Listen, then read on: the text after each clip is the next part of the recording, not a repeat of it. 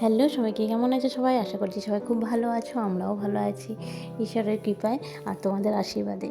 তো আজকে আমরা বেরিয়ে পড়েছি হচ্ছে একটু বেলুড় মঠ আর দক্ষিণেশ্বর যাওয়ার উদ্দেশ্যে।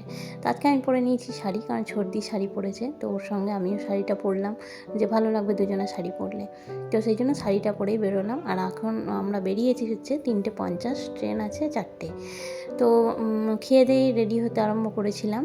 আর তিন্নিও আজকে স্কুলে যায়নি, কারণ ওরা আছে, ওদেরকে আটকে দিয়েছে বলে ওকে ওরা স্কুল যেতে আটকে দিয়েছে। তো দেখলো ঘরে বসে কী হবে, চলো একটু ঘুরে আসি আমরা সবাই মিলে।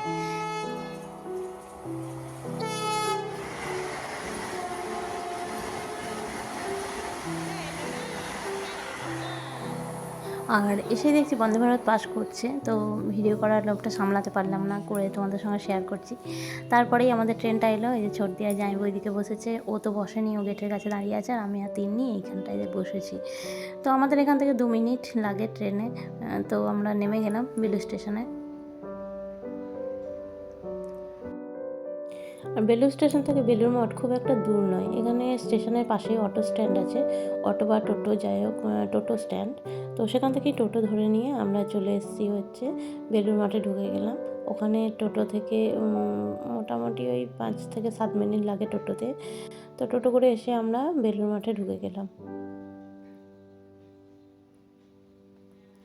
আর এখানে নেমে হাঁটছি, গেট খুলে দিয়েছে।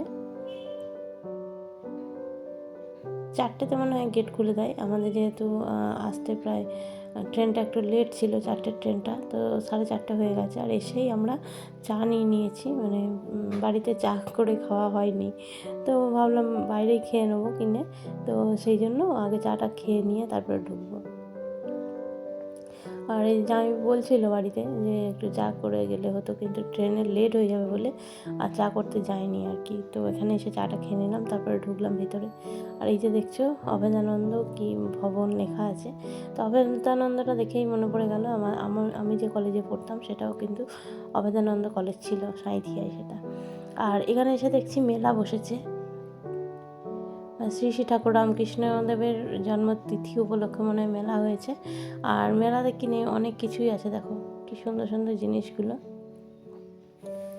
এখানে আছে ব্যাগ, ধূপকাঠি, তারপরে ঘি, পারফিউম, এখানে আছে আসন, গালিচা দিয়ে যে আসনগুলো, ব্যাগ আছে নানান ধরনের। এখানে দেখো চাদর, কুর্তি, এগুলো উত্তরীয়, মনে হয় উত্তরীয় আছে, এগুলো বেশ ভালো ভালো জিনিসগুলো আছে, কিন্তু দাম জিজ্ঞেস করতে একদম চোখ কপালে উঠে যাওয়ার মতো অবস্থা, এত দাম।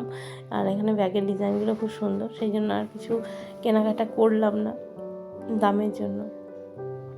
তো আমি এটা বলছিল কেন কেন, তো দেখছিলাম এগুলোর দাম জিজ্ঞেস করছিলাম, দাম খুব বলছে। আর আমি ভাবলাম শেষে একটা রুমাল নিয়ে নিই, কারণ এই বাটিকের রুমালগুলো খুব সুন্দর হয়, মানে ভালো হয় গরমের সময় বাটিকের রুমালটা বেশ ভালো লাগে। তো সেই জন্য দেখলাম বাটিকের রুমাল আছে যখন একটা নিয়ে নিই, বাটিক প্রিন্টেড। আর আমার একটা ছিল, সেটা কাচতে গিয়ে কোথায় হারিয়ে গেল, সেটাকে আর পেলাম না। আর তিন্নির কাছেও দুটো ছিল, তো সে দুটোও জানি না কোথায় চলে গেছে। যতই রুমাল কিনি কোন দিকে হারিয়ে যায়। আর এই রুমালগুলোই ভালো লাগে আমার খুব, কিন্তু রুমাল কিনতে গিয়েও দেখছি দাম অনেক। এগুলো যেগুলো 20 টাকা দাম, সেগুলো এখানে বলছে 40 টাকা। তো সেই জন্য আর নিলাম না, দেখছিলাম এই কালারটা পছন্দ হলো, কিন্তু একদম ডবল দাম। তো ভাবলাম কদিন পরেই তো শান্তিনিকেতন যাব, তো এখানে আর কিনবো না রুমালটা। তো আমি আর নিলাম না, 40 টাকা দাম শুনে একদমই নিলাম না। আর একটুও কম করবে না, 40 টাকাই লাগবে ওই রুমালটায়। আর এটা হচ্ছে মিউজিয়ামটা, রামকৃষ্ণদেবের সব রামকৃষ্ণ সারদা মন্দির লেখা আছে। এটা হচ্ছে মিউজিয়াম, এখানে সব কিছু রাখা আছে, মানে শ্রী শ্রী ঠাকুর রামকৃষ্ণদেবের, তারপর মায়ের সব জিনিসপত্র রাখা আছে ওখানে, আগে যেগুলো ওনারা ব্যবহার করতেন আর কি।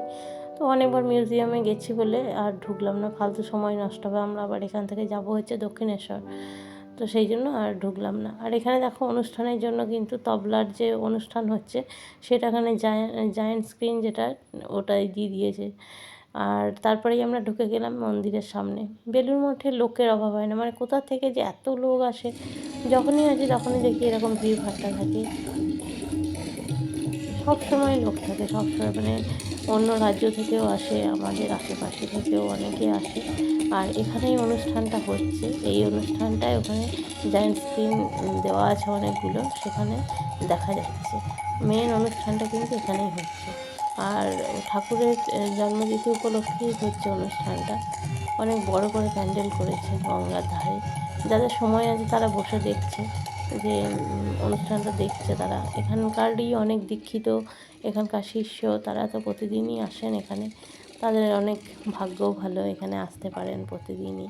তো তারাই মনে হয় এখানে এসে বসে দেখছে অনুষ্ঠানটা।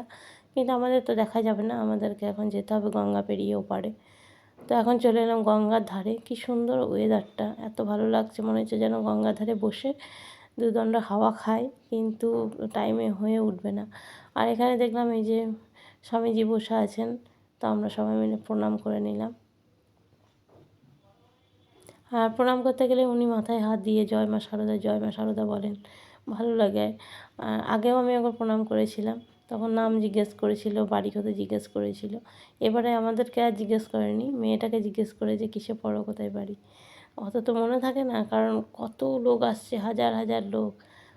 কে কখন আসে, কে কখন প্রণাম করে, নাম বলে, সেগুলো মনে রাখা সম্ভব নয়। ও প্রণাম করে নিল। আর এখন টাইম আছে অনেকটাই, কারণ আমরা তাড়াতাড়ি এসেছি। তো সেই জন্য একটু ফটো ফটো তুলে নিচ্ছিলাম আমরা গঙ্গার ধারে, এই মন্দিরটার সামনে। কী সুন্দর জায়গা, মনে হয় যেন প্রতিদিন বিকালে যদি আসতে পারতাম খুব ভালো হতো, কিন্তু সেটা তো হয়ে ওঠে না। যতই কাছে হোক, প্রতিদিন কি আসা যায়? আসা যায় না। কেউ এলে তখন ঘুরতে বেরোই। এটা হচ্ছে স্বামী বিবেকানন্দের সমাধিস্থল। উপরে আর উঠলাম না, অনেকবার ওঠা আছে, সেই জন্য আর উঠলাম না, কারণ এখান থেকে আবার যাব হচ্ছে লঞ্চের ঘাটে আমরা। তো চলে এসেছি ফেরিঘাটে। এটা হচ্ছে লঞ্চের যে ফেরিঘাট, দক্ষিণেশ্বর যাওয়ার যেটা। এখানেও সেই লাইন, লম্বা লাইন, লঞ্চ একটা দাঁড়িয়ে আছে। আর এটা হচ্ছে আমাদের লাইনটা।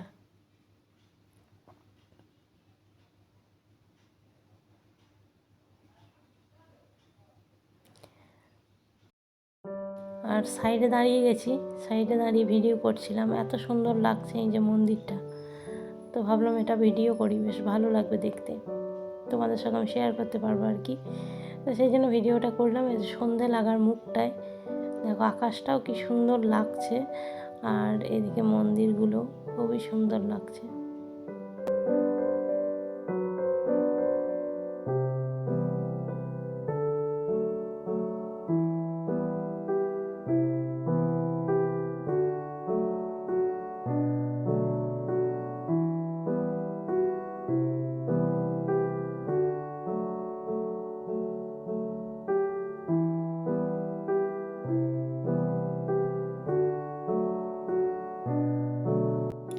সত্যিই অপরূপ লাগছে, আর নিজের চোখে তো ভালো লাগছেই, ক্যামেরাতেও কিন্তু খুব দুর্দান্ত লাগছে এই দৃশ্যটা।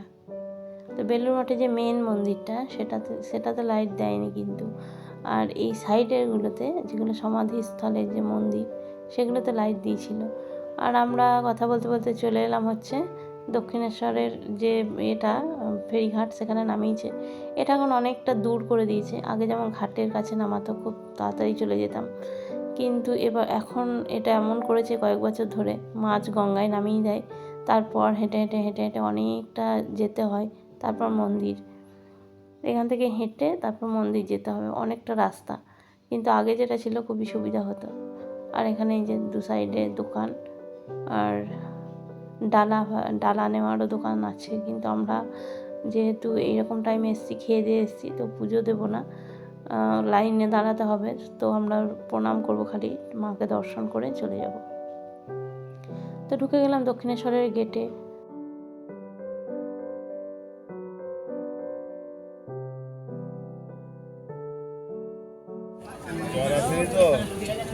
আর সবচেয়ে অবাক কাণ্ড যেটা, যখনই আমি দক্ষিণেশ্বর আসি তখনই কিন্তু বৃষ্টি শুরু হয়। আজকেও টিপটাপ করে শুরু হয়ে গেছে। আমরা জুতো টুতো রেখে দিয়ে, জুতো, ব্যাগ, মোবাইল সব কিছু রেখে দিয়ে গেছিলাম হচ্ছে ভিতরে, সেখানে তো কিছু নিয়ে যেতে দেবে না। তারপর আবার দক্ষিণেশ্বর থেকে বেরিয়ে যাচ্ছি, এই যে স্কাই ওয়াকে যাচ্ছি এখন। তো দক্ষিণেশ্বরের এই একটা ব্যাপার যে কিছু দেখাতে পারি না, কারণ ওখানে এতটাই রেস্ট্রিকশন, সব কিছু রেখে দিয়ে তারপর ভিতরে যেতে হয়। তো মোবাইল তো একদম অ্যালাউ নেই, ওখানে জমা রাখতে হয় সব কিছুই। তো জমা রেখে দিয়ে ওখানে এক পাক ঘুরে এসে মাকে দর্শন করে এসে আমরা তাড়াতাড়ি করে স্কাই ওয়াকে উঠে গেলাম, কারণ হচ্ছে বৃষ্টিও পড়ছে বাইরে। আর স্কাই ওয়াকে উঠে কয়েকটা ছবি তুলে নিয়ে তারপর আমরা হাঁটা দিয়েছি। তারপর আমরা বাস স্ট্যান্ডের রাস্তা, মানে যেদিকে বাস স্ট্যান্ড যাওয়া যায় সেদিকটায় লেখা আছে, সেদিকে নেমে গেলাম। আর বাসে ওঠার আগে আমরা একটু খাবারের সন্ধানে ঘুরছিলাম যে কিছু খেতে হবে, আর সবার ইচ্ছা ছিল মোমো খাবার। তো সেই জন্য এখানে সাইডে ওয়া মোমো ছিল, সেই ওয়া মোমোতেই চলে এলাম এখন আমরা। আর আমরা যেহেতু ভাত খেয়ে বেরিয়েছিলাম বাড়ি থেকে, তো সবার একটু খিদে পেয়েছিল, অনেকটাই দেরি হয়ে গেছে আমাদের, এতটাই হাঁটা হয়েছে, তো স্বাভাবিক খিদে লাগবেই। তিন্নির তো বেশি পেয়েছিল, তারপর আমাদেরও। তো সবাই মিলেই বসে গেলাম। আর আমরা এখানে অর্ডার করেছিলাম হচ্ছে 3 প্লেট মোমো, আর তিন্নি তো বার্গার খাবে, আমার সর্দি কিছু খাবে না, ও যেহেতু বাইরে কিছু খায় না, চিকেন টিকেন দেওয়া, তো সেই জন্য ও খাবে না। আর আমাদের তিনজনের 3টে প্লেট মোমো আর হচ্ছে বার্গার। ও নিয়েছিল হচ্ছে কুলফি, যে কুলফিটা এখানকার কুলফিটা দুর্দান্ত ছিল। এই যে মোমো আর বার্গার চলে এসছে। তো আমরা মোমো আর বার্গার অর্ডার করেছিলাম, মোমোতে এই ফ্রাই মোমো দিয়ে দিয়েছে, আর সেই জন্য এই ফ্রাই মোমোগুলো খাওয়ার পরে ও 2 প্লেট আরও স্টিম মোমো নিয়ে নিয়েছিলাম। কিন্তু এখানকার মোমোর টেস্টগুলো কেমন একটা ভালো লাগছিল না আমার অন্তত ভালো লাগেনি। কিন্তু দামটা হেভি, মানে এই যে 5টা দিয়েছে মোমো একটা প্লেটের, এর দাম হচ্ছে গিয়ে 350 টাকা। আর এখানে কুলফিটা খুব সুন্দর ছিল, কুলফিটা দাম নিয়েছে 99 টাকা, 99 রুপিস। তো সবাই মিলে একটা করে কুলফিও খাওয়া হয়েছিল। তো আমি এর আগে কোনো দিন ওয়া মোমোতে ঢুকিনি, মোমো খেতে এত ভালো লাগে আমার, কিন্তু ওয়া মোমোতে কোনো দিনই ঢুকিনি, আজকেই প্রথমবার। কিন্তু আজকে এসে ভালো রকম ঠকে গেলাম, মনে হলো এর চেয়ে যদি আমরা বিরিয়ানি অর্ডার করতাম অন্য জায়গায় গিয়ে, তাহলে কিন্তু অনেকটাই খেয়ে তৃপ্তি পেতাম। এর চেয়ে মনে হয় রাস্তার ধারে যে মোমোগুলো পাওয়া যায় তার টেস্ট অনেক ভালো, অনেক ভালো আমার মতে বলে। আর এই যে স্যুপটা দেখছো, এইটার দাম নিয়েছিল 250 টাকা, এটাও কিন্তু লাস্ট অবধি খাওয়া যায়নি।